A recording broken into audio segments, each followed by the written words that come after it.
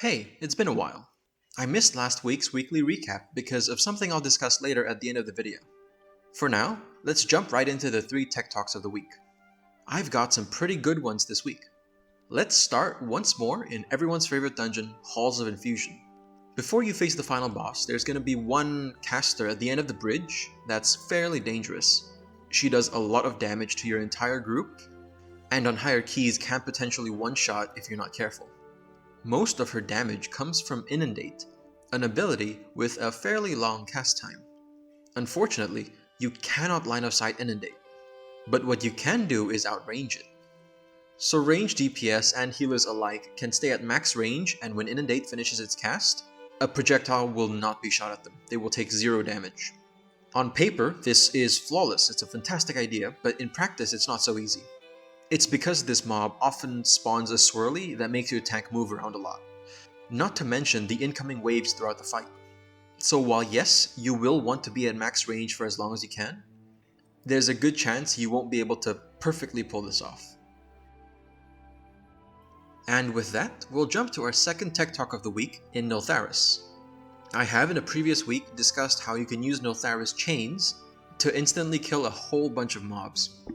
I also said that you can only use these chains on mobs you find on the right side.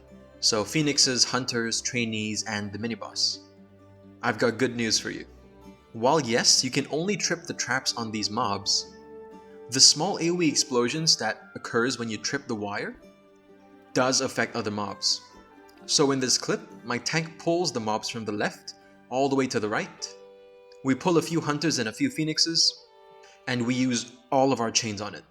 It instantly kills the entire pack.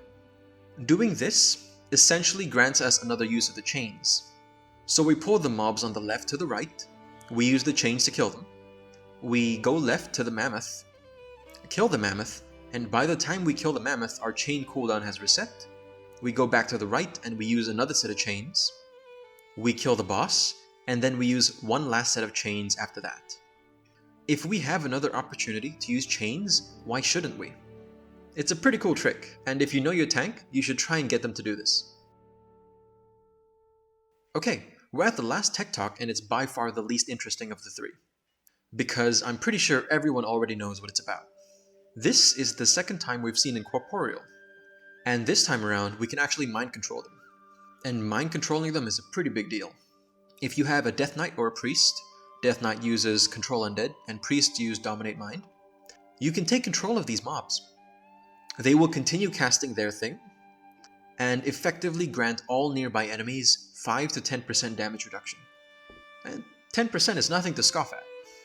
So just in case you haven't heard the news, if you're a priest or you know a priest, if you're a DK or know a DK, you should talent into Dominate Mind and Control Undead respectively. It's pretty cool, and should help out in some higher key runs. Though do be careful, when you mind control them they become a friendly mob. And if the Incorporeal is near an enemy, it will pull them, so be very, very careful when you use this. Okay, with the tech talks out of the way, let's talk about the weekly updates to WoW. I did miss last week, but I'm going to start covering this week's set of changes first. And we've got a few good ones. The first is nothing but good news. A whole bunch of specs are getting damage buffs.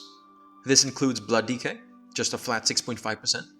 Havoc Demon Hunters receiving quite a few buffs to several abilities. Feral Druid 3%.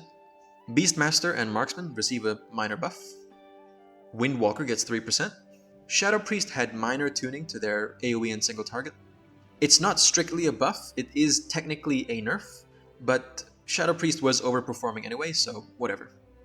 Holy Priest got quite a few damage buffs, it's pretty good. They were pretty low on the damage meters. And minor changes to Resto Shaman and Protection Warrior. Pretty good news, and a lot of these are well deserved. The second news of the week is that the new Mythic track, the one that's coming out in 10.1.5, has been confirmed to be retroactive. For Mythic Plus players, this means any gear you get from a 16, 18, or 20 will be upgradable when the patch comes out. If you're not really sure if your item can be upgraded, the golden rule is that if the item has no track written below its name, and it is eye level 441, 444, or 447, that means it is on the Mythic track. Mythic Plus players can only get this from the Great Vault, whereas Raid players can get this from Raid bosses. Just great news all around. Okay, and the last one at the time of recording is the biggest one of the week. This one is a whole bunch of nerfs to Mythic Plus dungeons. Basically every dungeon got hit with a nerf. With the exception of Freehold. Freehold remains as it is. So let's start from the top. Brackenhide Hollow, Gashtooth's Gash Frenzy had its damage reduced by 25%. Decatriarch Ratheye had her Withered Eruption nerfed, and Rotburst Totem take longer to finish its cast. Halls of Infusion, Watcher Iridius. His Power Overload now only affects 2 targets and does 33% less damage for its duration. That one is huge, especially for groups that don't run a priest. Neltharus, there is so many for this dungeon. A whole bunch of mobs had their health nerfed. Magma Tusk had a 10% health nerf and a whole bunch of abilities nerfed. Forge Master Gorik, 10% health as well. Blazing Hammer, 20%. Oh, it's so much. Warlord Sarga, 10% health as well, and Molten Gold reduced as well. Just, Neltharus was gutted. This key is significantly easier now than it was last week. Neltharian's Lair. The crawlers, when they die, they explode. It no longer scales with Mythic Plus level, so you should generally not die to this in M+. Rockmora, Crystalline Ground, 25%, and the Skitters have less health. Norax's had her Toxic Wretch nerfed by 25%. Olderman. Sentinel Talandris had her Earthen Shards nerfed by 20%. And Emberon had his Seeking Flames, you know, these little balls of fire that go around the room. They are significantly easier to see. If you get hit by these things, you should be disappointed in yourself. In Underrot, Grotesque Horrors had their Dark Echoes, their group-wide damage cast, increased to 1.5 seconds. And lastly, in Vortex Pinnacle, Assad's Skyfall Nova had its damage reduced by 20%. All around, these are some fantastic pain points they've hit with this balance change. And it should help with the difficulty of this season. Personally, I feel that a lot of the dungeons this season are slightly harder than last season's. So these changes are fantastic to see. Well, I lied. There's one more thing this week, but it's PTR. Some patch notes were released, it's some more changes to mana regen. Blizzard did say they were trying to nerf off healing, so this is it, basically.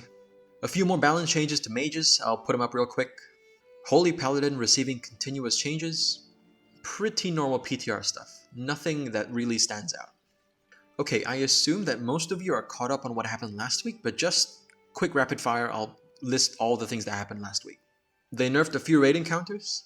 Zkarn has received quite a few changes to how he works, significantly more predictable and I think easier for most groups. For the token vendor for the Great Vault, they have added the Splintered Spark. This means that if you are super unlucky, you can get a spark every week now. Which is pretty good. That's basically a 447 item confirmed every week. I wouldn't personally mind this. And finally, for the PTR patch notes, nothing serious, just more tuning changes for mages and holy paladins. There is one significant point, which is that the Seal of Diurna's Chosen, the ring you get from Aeronog, which was best in slot for a few classes, was nerfed as well. This basically makes it useless. Any class that uses it will no longer use it. I think that includes Windwalker and Red Paladins, but I'm sure some other classes use it as well. Okay, so those are the updates for the past 2 weeks, so let's quickly talk about myself. The video is already running quite long, so I'll keep it brief. I have still been consistently running keys with my group. We have been consistently and fairly successfully clearing 21s. We're now running into a few hurdles on 22s and 23s. Nothing we can't handle, but things are getting harder and things are hitting harder. As for why I didn't release a video last week, well, my hard drive, my 4TB external hard drive, broke down, basically. That's where I stored most of my World of Warcraft footage. That's where I store a lot of my backups, and it just stopped working. That's pretty devastating. I don't think it's a serious issue. I think I could probably salvage it, just get it to data recovery, but it's always annoying when that happens. I got a bit flustered last week, so I had to get that settled. Fortunately, it is mostly backups and WoW VODs, so it's not crucial to my video editing process. And I also have another hard drive that I will use instead. It's a bit smaller, but it'll do. Pretty unfortunate, but I should be able to come out with a video every week here on out. As for my guild, we have entered what you can describe as maintenance mode, doing one heroic clear a week, and that's basically it. People still barely come online. I guess they're kinda done with the season. but I expect a little bit of resurgence when the patch comes out. Anyway, that's all I have for the week. If you enjoyed the video, be sure to leave a like or subscribe, and I will catch you in my next weekly WoW recap.